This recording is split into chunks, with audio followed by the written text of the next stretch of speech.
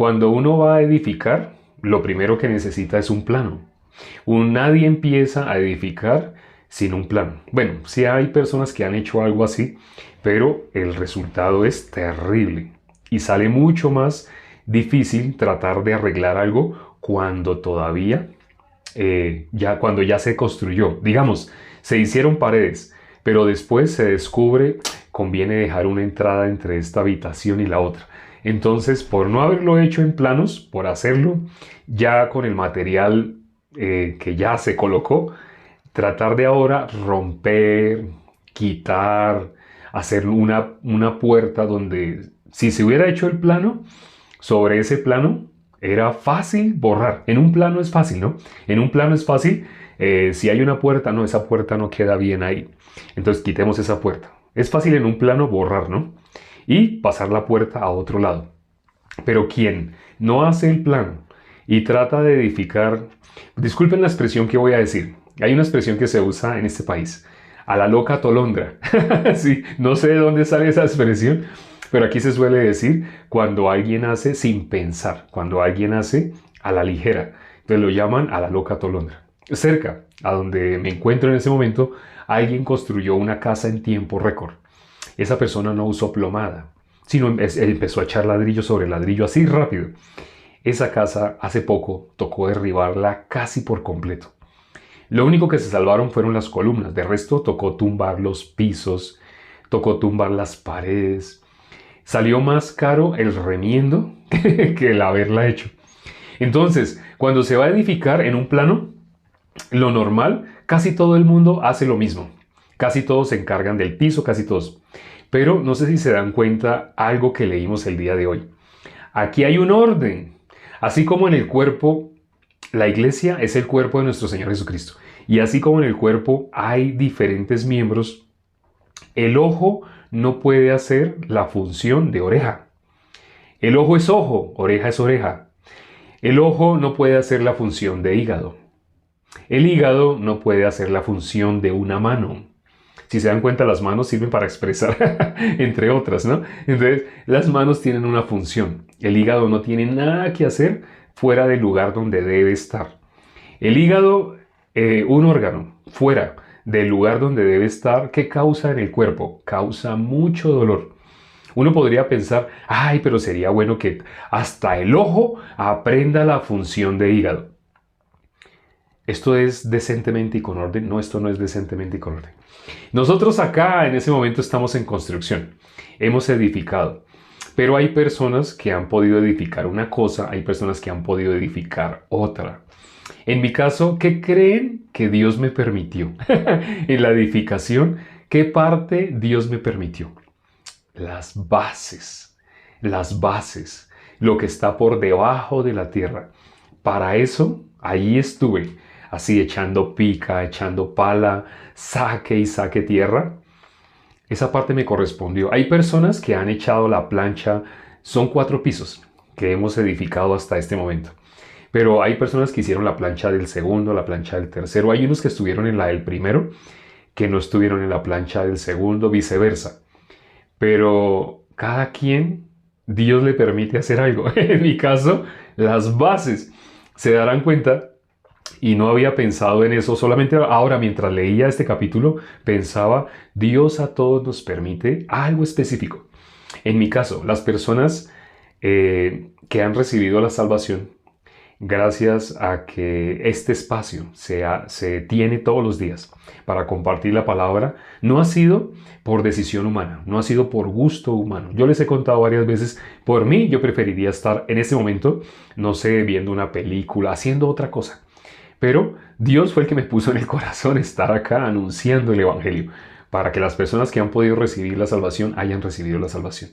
Entonces, cada elemento tiene su función. ¿Por qué Dios me permitió en esta edificación que se está haciendo? Y señalo así porque efectivamente hacia allá queda la iglesia, a 5 cuadras hacia allá queda la sede de la iglesia. ¿Y por qué Dios me permitió sobre las bases? Yo no había pensado ni había meditado al respecto. ¿Pero por qué? Porque cuando una persona entra en contacto con Dios, esa persona, ¿qué es lo primero que necesita? La salvación, lo primero que necesita una persona para su vida de creencia, para su relación con Dios, lo primero que necesita es la salvación. De ahí en adelante ya puede hablar del segundo piso, el tercer piso. Les he contado, en mi caso, cómo yo tenía, antes de ser salvo, ya tenía una edificación de un cristianismo, pero yo no sabía que los materiales de la base eran falsos. Yo no sabía. Por medio de preguntas me demostraron mi cristianismo había sido edificado sobre la arena. Yo le mostraba a las personas la obra que se había efectuado. Así yo les decía, les mostraba mi hoja de vida. Las personas cuando veían, usted salió en enlace. Eso como el primer piso. Luego ya hablábamos del segundo piso. Usted escribió un libro cristiano. Así me decían las personas mirando mi hoja de vida. Usted estudió teología. Y veo que se graduó honoríficamente, así con notas excelentes, así. Usted así, así, así. Las personas veían toda mi edificación y yo era feliz de que vieran el edificio de mi cristianismo. Pero alguien me habló de las bases. Y cuando me hablaron de las bases de mi cristianismo, todo mi cristianismo, ese edificio que había construido, quedó hecho escombros. Todo eso se derrumbó. Así como cuando hay un terremoto y todo cae al suelo, así todo mi cristianismo cayó al suelo. Todo lo que yo tenía edificado de ahí para arriba estaba con cimientos falsos. Satanás permite que las personas edifiquen así, que las personas edifiquen con cimientos falsos. Si los cimientos no son verdaderos, esa edificación se va a caer. Sabemos el caso de cantantes. No es uno solo, hay varios cantantes que fueron famosos hace 10 años, hace 20 años, fueron famosos. Las personas que en ese momento tienen más de 40 años lloraron con esas canciones. Tan lindas esas canciones, los hacían llorar. Canciones muy hermosas. Cuando una persona las cantaba sonaba como un ángel. Hasta las personas desarrollaban una buena voz para cantar. Y cantaban... hay una que últimamente alcancé a escuchar. Al estar aquí delante de ti te adoraré. Postrado ante ti. Así, cuando una persona canta, se ve como un angelito tan lindo. Cantantes que cantaron ese tipo de canciones ya ni siquiera son cristianos. Pero las personas que tenían como cimiento de la construcción de su cristianismo, ese tipo de cosas. Tenían lo que sintieron, las emociones que experimentaron con canciones de cantantes que ahora niegan a Dios. Que en su época movieron emociones, pero ahora niegan a Dios, ni siquiera creen en Dios. ¿Ese qué clase de cimiento era? Era un cimiento que se veía sólido. Yo recuerdo una canción en especial, no sé si alguien que esté aquí la reconozca, una canción que la repetí tantas veces que la tengo impregnada de tanto que la repetí. Era una canción que decía: se oyen tambores de guerra, de una guerra espiritual, y todo el ejército de Cristo se alista para ir a pelear, y al sonido de las trompetas, el pueblo entero gritará: ¡hey! En el nombre de Cristo. Yo cantaba y cantaba esa canción. Los pastores que compusieron esa canción, esa pareja, ellos, toda la orquestación, quien tocaba el piano era una persona que practicaba día y noche. Quien tocaba la guitarra, el bajo, todos eran personas que practicaban de una manera excelentísima. Las coristas eran niñas, eran realmente como, algunas eran adolescentes, otras eran jóvenes que estaban entre el colegio y la universidad. Y tenían unas voces muy cultivadas, unas voces muy lindas. Resulta que el pastor, no doy el nombre, por respeto con el pastor que hizo eso, pero el pastor resultó enredado con una de esas niñas. No sé si sepan lo que estoy diciendo. La esposa de él tenía más de 40 años, él tenía casi 50 años, pero él resultó con una niña teniendo una de esas niñas quedó embarazada de él, del pastor. Y estoy hablando niñas, estoy diciendo niñas de colegio, ni siquiera eran de universidad. Una de esas niñas quedó embarazada del pastor que tenía más de 50 años. Esto que estoy diciendo sé que a más de uno de pronto le causa rubor, así, hace que se sonroje. Esto que estoy diciendo es porque la canción: se oyen tambores de guerra, de una guerra espiritual, y todo el ejército de Cristo se alista para ir a pelear. Todo eso fue edificado sobre emociones. Muy lindo. Así es, así, cuando uno escuchaba, no sé, el piano, la guitarra, uy, eso movía emociones, era muy hermoso. Mientras uno cantaba eso, uno sentía como que resultaba con una armadura. Uno se sentía así como Iron Man. Mientras iba cantando guerra espiritual, uno se sentía como con una armadura y marchaba. Porque parte de la coreografía era así, marchando. Todo eso era, todo eso que era, vano. Todo eso era una columna, unas paredes, un cimiento, todo eso era una edificación falsa. Imagínense que ustedes estuvieran construyendo su casa, pero que están construyendo su casa con materiales que puede que sean verdaderos, puede que sean falsos.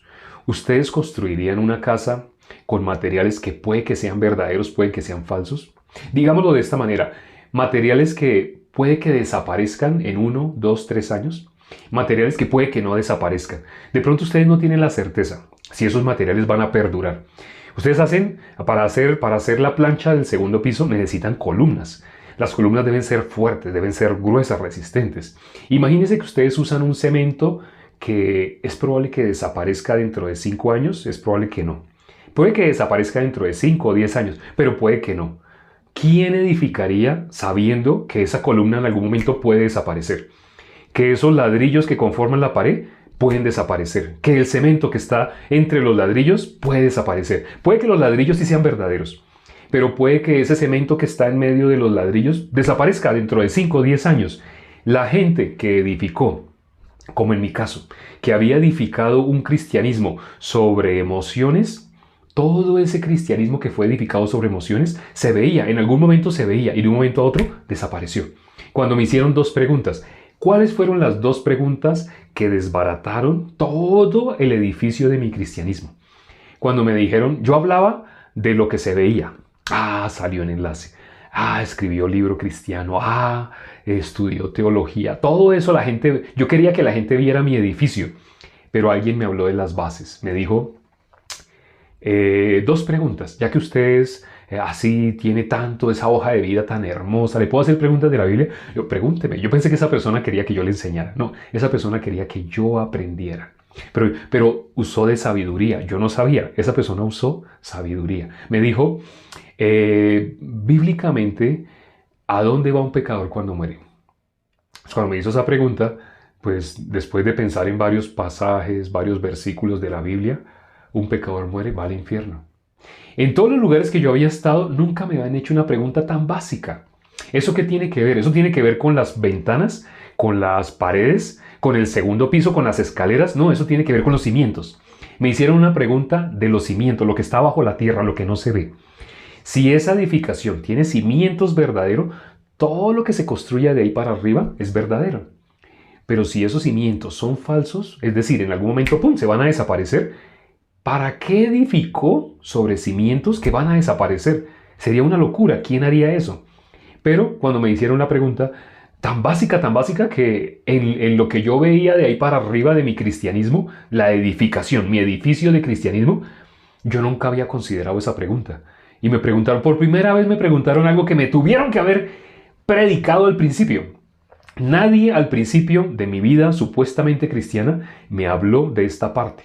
¿De qué me hablaban? Me hablaban de lo que tenía que hacer. Madrugue, lea, ore más, esfuércese más. De eso me hablaban.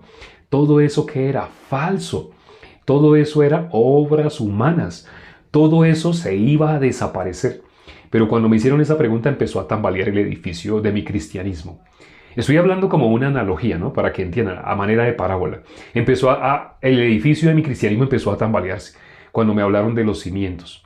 ¿Sabe bíblicamente? La primera pregunta que me hicieron, ¿sabe bíblicamente a dónde va un pecador cuando muere? Después de pensar varios pasajes, varios versículos, un pecador muere, va al infierno.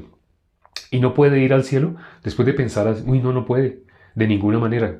Me acordé de Lucas 16, versículo 19 en adelante. No puede, un pecador no puede. Por más que quiera, no puede, un pecador no puede pasar al cielo. Pero Dios no hará alguna excepción, que una persona sea pecadora y Dios le permita entrar al cielo así, siendo pecador. Pensando en varios pasajes, varios versículos, no puede. Es imposible. Es imposible que alguien con pecado esté donde hay un Dios que es santo. La santidad y el pecado no pueden estar juntos. La santidad y el pecado se repelen, son enemigos. Entonces, después de que yo mismo con mis labios había respondido esa pregunta conforme a la palabra de Dios, no conforme a mi pensamiento, sino conforme a la palabra, porque la pregunta que me hicieron es bíblicamente, a un pecador muere, ¿a dónde va? Así me hicieron la pregunta. Esa fue la primera pregunta, la primera y más importante pregunta de la vida de un cristiano.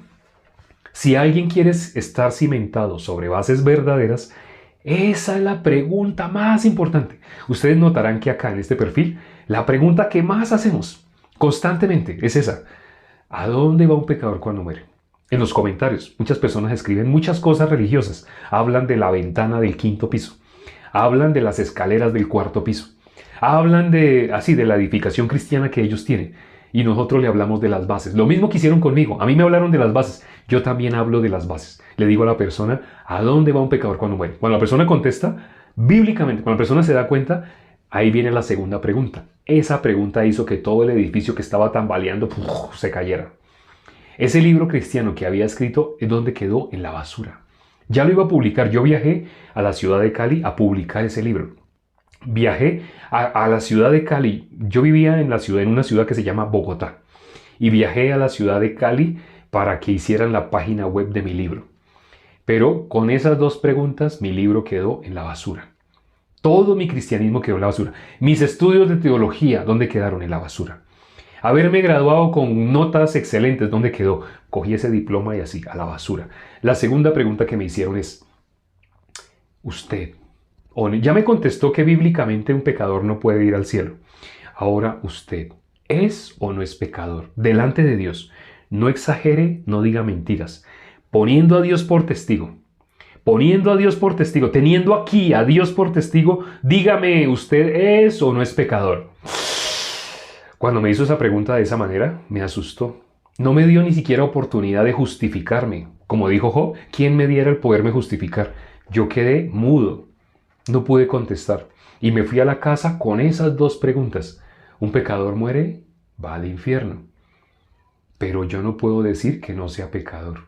O sea, ¿soy o no soy? Sí, si soy pecador, pero un pecador muere, va al infierno.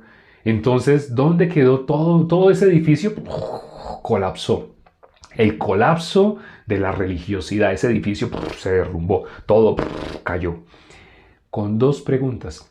Por eso Dios me permitió, y yo no había pensado en eso, solamente ahora leyendo este capítulo 3 de Nehemías, Dios, ¿qué parte de la construcción que se está haciendo, qué parte Dios me permitió? Las bases. Las bases. Recuerdo que hay un taladro que es eléctrico y es percutor.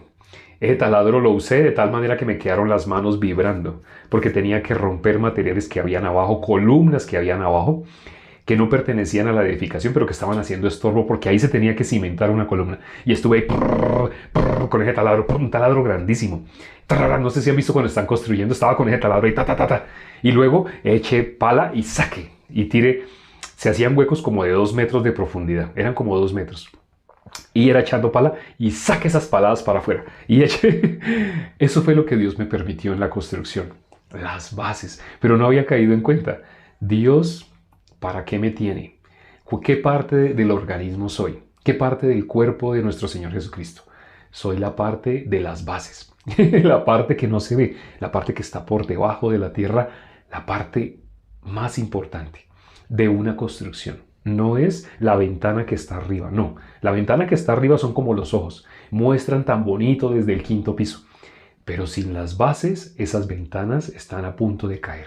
Entonces, si las bases son sólidas, la persona que edifique sobre bases verdaderas, esa persona no va a caer de su cristianismo. ¿Qué dijo Asaf? Vamos a leer ya para terminar. Vamos a leer lo que dijo Asaf en el Salmo 73. Vamos a leer. Salmo 73.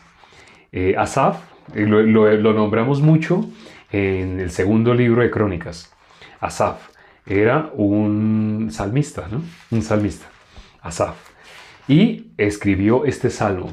El versículo 22 es muy hermoso, pero para leer el versículo 22 es necesario entender de dónde Dios puso a Asaf, de dónde Dios sacó a Asaf. Dice el capítulo 73. El versículo 2. En cuanto a mí, casi se deslizaron mis pies, por poco resbalaron mis pasos. Así dijo Asaf, ¿no? En cuanto a mí, casi se deslizaron mis pies, por poco resbalaron mis pasos. En mi cristianismo, antes de recibir la salvación, era un cristianismo muy hermoso, pero era falso. Falso. Todo se derrumbó. En el caso de Asaf, si seguimos leyendo de ahí en adelante, él tuvo envidia. Tuvo envidia de los arrogantes viendo la prosperidad de los impíos, porque logran con creces los antojos de su corazón. Miremos qué dice el versículo 17. El versículo 17 dice: hasta que entrando en el santuario de Dios, comprendí el fin de ellos. Cuando Dios me permitió esto que le pasó a Asaf, cuando me permitió a mí entrar en el santuario de Dios, lo que comprendí era cuál iba a ser mi fin. Yo era la persona que había edificado sobre la arena. Si alguien tiene experiencia hablando de haber edificado sobre la arena, fui yo. Mi cristianismo estaba fundamentado en la arena, no estaba sobre la roca. Yo pensaba que sí estaba sobre la roca. Incluso la iglesia donde yo asistía, ese nombre tenía, efectivamente, como si estuviera cimentado sobre la verdadera roca. Pero yo estaba cimentado sobre la arena. Dice acá, hasta que entrando en el santuario de Dios. En mi caso, cuando pude entrar en el santuario de Dios, el 28 de marzo. Estamos en el mes de marzo. El 28 de marzo del año 2010 recibí la salvación. Ese día pude entrar en el santuario de Dios. Lo que le pasó aquí a Asaf. Hasta que entrando en el santuario de Dios, comprendí cuál iba a ser mi fin. Era ir a la condenación eternamente. Con muchas obras y obras y obras, iba derecho a la condenación. ¿Qué dice el versículo 22? Y vamos a llegar a ese versículo. Dice el versículo 22 del Salmo 73. Dice: tan torpe era yo que no entendía. Era como una bestia delante de ti. Así era yo. Tan torpe era yo que no entendía. Si no es porque me hicieron esas dos preguntas, las dos preguntas más importantes para que una persona pueda realmente, delante de Dios, ser cristiana, esa persona debe contestar honestamente y debe meditar sobre esas dos preguntas. Esas dos preguntas son la base del cristianismo verdadero, de una relación con Dios. Esas dos preguntas. Hoy hemos explicado sobre esas dos preguntas. Este video, creo que el título que va a tener es precisamente las dos preguntas más importantes. Yo creo que se va a llamar así. Ya, ese es el título. Las dos preguntas más importantes para todo cristiano, para todo aquel que quiera ser hijo de Dios. Esas son las dos preguntas básicas. De ahí en adelante sí puede construir. ¿A dónde va? ¿Cuál es la primera pregunta? ¿A dónde va un pecador bíblicamente? ¿A dónde va un pecador cuando muere? Y la segunda pregunta: ¿tú eres o no eres pecador? Medita en esas dos preguntas. Si tú meditas en esas dos preguntas, puedes empezar desde el día de hoy. Puedes empezar un cristianismo verdadero. Sin meditar en la palabra de Dios, estarías llevando una vida que inevitablemente iría hacia un fin desastroso, hacia un fin de pérdida, pérdida de tiempo, de energía, pérdida de todo el tiempo que Dios ha dado para una persona que está en este planeta. Es para que reciba la salvación y para que pueda transmitir la salvación. Si tú quieres saber cuál es el Evangelio, la única forma de ser salvo bíblicamente es por creer en el Evangelio. Ese Evangelio, ¿cuándo lo pude creer? El 28 de marzo del 2010. Si tú quieres conocer ese Evangelio, que cuando alguien tiene bases torcidas, bases equivocadas, no conoce, te invito a que mires un video que tenemos en nuestro canal de YouTube. Ese video, ¿cómo se llama? La mejor explicación del Evangelio. Mira ese video. Hay muchos videos que tenemos sobre la explicación del Evangelio y sobre parte por parte. Si tú todavía no tienes claro qué es pecado o si tú tienes un concepto natural de pecado, mira los videos en los cuales hemos explicado bíblicamente qué es el pecado. Te invito a que consumas el material. Ya está. Tú puedes recibir la salvación. Independiente de que seas pastor o seas líder o lleves 20, 30 años en un cristianismo, te invito a que medites en la palabra, en las dos preguntas más importantes para poder tener una vida cristiana delante de nuestro Señor Jesucristo, aceptada por Él. Recuerden, a muchos Jesús les va a decir: apartaos de mí, hacedores de maldad, nunca los conocí. Si tú quieres una vida cristiana verdadera, debes meditar sobre las dos preguntas que hemos explicado acá, en este video, en este en vivo el día de hoy. Vamos a orar ya para terminar. Padre, gracias por este tiempo que nos permites para considerar tu palabra.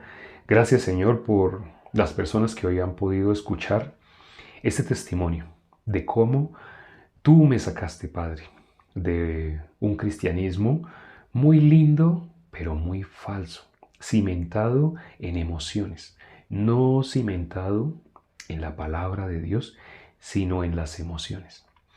Permite, Padre, que las personas que hoy han podido escuchar estas dos preguntas tan importantes, las más importantes para que alguien pueda pasar de muerte a vida, son estas dos preguntas.